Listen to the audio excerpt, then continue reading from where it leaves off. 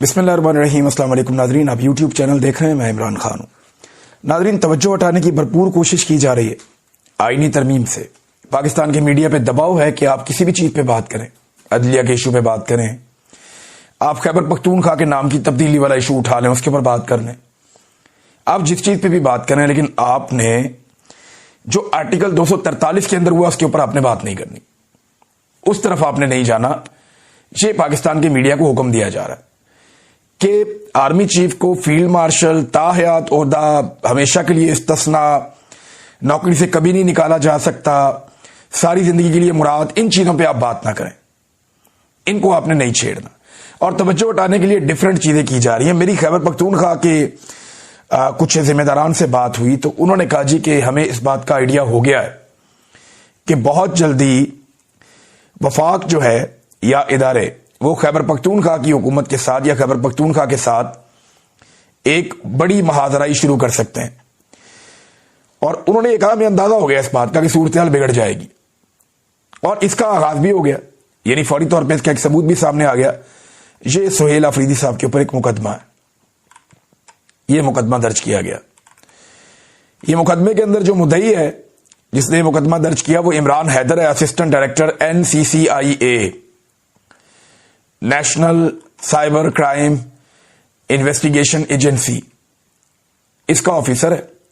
इसने मुकदमा दर्ज कर दिया सुहेल अफरीदी पे। मुकदमे के अंदर चंद चीजें बड़ी अजीब हैं। एक तो ये देखे ना कि मुकदमा दर्ज किया गया 9/11/2025 को, 9 नवंबर 2025 को मुकदमा दर्ज किया गया, 9:30 पे मुकदमा दर्ज किया गया और रिपोर्ट किया गया। उस वक्त बाद में उन्होंने मुकदमा दर्ज कर लिया। अब मुकदमे में कह रहे हैं जनाब हमने तो चेक कर लिया, हमारी तहकीकात के मुताबिक, इंक्वायरी के मुताबिक ये सुहेल अफरीदी साहब ने ज्यादती की है, गलती की है, इनके वालिद का ये नाम है और ये सारे मामला है। इसी तरीके से ये इनका बयान जो वायरल हुआ तो अब ये मुकदमा हम दर्ज कर रहे हैं। इसमें जो बयान उर्दू में लिखा, उन्होंने लिखा कि हम ये भी देख चुके हैं कि हमारी मस्जिद में ये सिक्योरिटी फोर्सेस कुत्ते बांधते थे, और जब हम जाते थे कि ये मस्जिद की तौहीन है तो वो कहते थे कि ये कुत्ते और आप एक ही बात है। इस स्टेटमेंट भी उन्होंने उसके बाद लिखा, इसको रजिस्टर्ड कर दिया। वजीर आला ने तो ये बात की करके निकल गया, लेकिन इन्होंने इसको रजिस्टर्ड करके इसको एक FIR की शक्ल दे दी है। ये जो इंफॉर्मेशन है जो सुहेल अफरीदी ने दी है, सोर्सेज ही है ना जो वहां पे लोग रहते हैं, उन्होंने बताया, और वहां ये और इस जैसी और बहुत सारी कहानियां ज़बां ज़दे आम है। आने वाले दिनों में आपको बहुत सारे हकायक पता चलेंगे। यहां इस्तिस्ना शामिल कर दिया, और हीरो वो होता है जो लोगों के दिलों में हीरो होता है। इमरान खान पिछले 51 साल से 52 साल से इस कौम का हीरो चल रहा है लगातार, बल्कि अब तो 54 साल हो गए ऑलमोस्ट।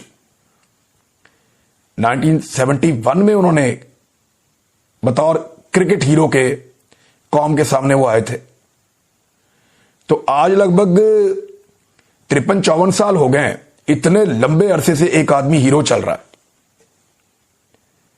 इतने लंबे अरसे से वो लोगों के दिलों में वो हीरो है। आज पाकिस्तानी उससे प्यार करते हैं। इमरान खान के बदतरीन मुखालिफिन और उस पर दिन रात कीचड़ उछालने वाले लोग जो गलीज प्रोपेगेंडा करते हैं, वो भी ये कहते हैं कि यार वो 90% मकबूल है, बहुत मकबूल है, अवाम उसके साथ है, ये सब मानते हैं। तो वो लोगों के दिलों के अंदर राज करता है, लोगों के दिलों के अंदर वो हीरो है। तो हीरो बनने के लिए या लोगों के दिलों में मुकाम हासिल करने के लिए आपको इस्तिस्ना, मुराद, पूरी जिंदगी के लिए ताहयात ओहदे, ये नहीं चाहिए होता आपको।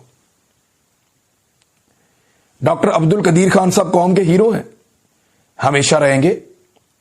अब्दुल सत्तार ईदी कौम के हीरो हैं, हमेशा रहेंगे।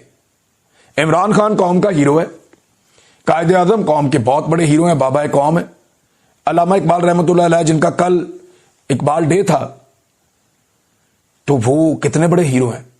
तो जो हीरोज होते हैं ना, वो लोगों के दिलों पे राज करते हैं। उन्हें ये टाइटल्स की जरूरत नहीं होती। ये टाइटल्स जो हैं ये कमजोर लोगों को चाहिए होते हैं। बड़ी सख्त ज्यादती की पीपल्स पार्टी ने और PMLN ने मिलकर कि फील्ड मार्शल को अवाम की नजर में बुज़दिल साबित करने की कोशिश की।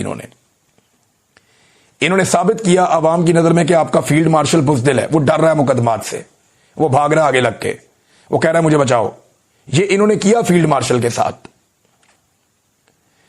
एक अच्छी खासी मिथ बनी हुई थी कि जर्नैल दलेर होते हैं आमतौर पे, वो मिथ भी तोड़ दी पकड़ के इन्होंने अपने हाथों से। फील्ड मार्शल को चाहिए कि इन चीजों को लात मारे और वो ये कहें कि मुझे ये नहीं चाहिए, ना इस्तिस्ना चाहिए, ना लंबी नौकरी चाहिए, वो ताहयात वाला वाहयात काम भी बंद करो और ये जो निकालने का तरीका ये सब छोड़ो, मैं फेस करूंगा हर चीज को। क्या फर्क पड़ता है, सारी दुनिया फेस कर रही है। अगर 90-90 साल की उम्र में लोग जेलों में जा सकते हैं तो क्या प्रॉब्लम है? जनरल अमजद शोएब को भी तो बंद किया गया था ना, तो क्या प्रॉब्लम है?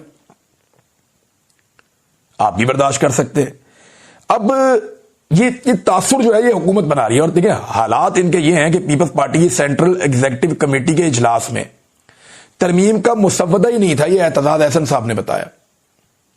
और उसमें यह कहा गया कि जनाब 243 फौज का अंदरूनी मामला है। भाई कौन सा अंदरूनी मामला है जिसमें पूरी जिंदगी का इस्तिस्ना मिल गया और एक आईनी अदालत बनने जा रही है। आप कह रहे हैं फौज का अंदरूनी मामला है, आपने पाकिस्तान के सिपा सलार को बुजदली का ठप्पा लगा दिया उनके ऊपर, यह अंदरूनी मामला है फौज का। हद हो गई वैसे, बल्कि आईन के अंदर लिख दिया ताकि सनद रहे और बवक्ते जरूरत काम आए कि जनाब हमारा सिपा सलार दलेर नहीं है। ये इन्होंने काम किया। कुछ और खबरें भी हैं नाज़रीन, मैं आपके साथ बाद में शेयर करूंगा, लेकिन इसमें एक चीज आपको बताता हूं कि इरफान सिद्दीकी साहब की तबीयत ठीक नहीं है, सेनेटर हैं वो। कुछ लोग ये खबरें दे रहे थे कि शायद वो तरमीम में वोट ना करें। मेरी बात याद रखिएगा और लिख के रखिएगा, अगर तरमीम में एक भी वोट कम हुआ ना तो इरफान सिद्दीकी साहब को अल्लाह ताला सेहत दे, इनको व्हील चेयर पे या स्ट्रेचर पे भी लाना पड़ा तो लाके वोट ले लेंगे अगले। ये मैं अच्छी तरह जानता हूं। सुहेल अफरीदी ने कुछ स्टेटमेंट्स भी दिए हैं, इसमें स्टेटमेंट मैं आपके सामने रख देता हूं, फिर मैंने आपको आज एक हलफ भी सुनाना है। सुहेल अफरीदी ने एक बात की, बात बड़ी बारीक है और समझने वाली बात है। उन्होंने कहा कि जब से पाकिस्तान बना है किसी जर्नैल को सजा नहीं हुई, अगर हुई तो अमल दरामद ही नहीं हुआ। पाकिस्तान में आईन और जमहूरियत को पैरों तले रौंद दिया गया है।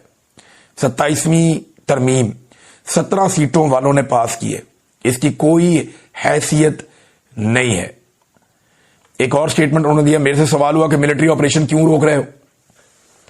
मैंने जवाब दिया कि अल्लाह का एक कानून है, डिवाइन लॉ, सजा और जजा का कानून है एक, इस मुल्क में मौजूद है ना। जब मिलिट्री ऑपरेशन होता है तो सजा और जजा खत्म हो जाती है। आज भी ड्रोन हमलों में 21 लोग शहीद हो जाते हैं। यह वजीर आला का जवाब था कि जब मिलिट्री ऑपरेशन करते हैं तो आप सजा और जजा का निजाम खत्म कर देते हैं। वो जो एक अदालती सिस्टम है उसको बाईपास कर देते हैं आप। मावरा अदालत कत्ल भी होते हैं, कोलेटरल डैमेज के नाम के ऊपर बहुत सारे लोग शहीद हो जाते हैं। लिहाजा सजा और जजा का जो एक सिस्टम है उसके तहत मुजरिमों को सजा दी जाए वो बेहतर है। तो वो बड़ा खुलकर आ रहे हैं सुहेल अफरीदी। और अभी 12 नवंबर को एक जरगा आने वाला है, उस जरगे के हवाले से भी ऐसी खबरें आ रही हैं कि बहुत बड़े पैमाने पर लोग तैयारियां कर रहे हैं, उसमें आना चाहते हैं।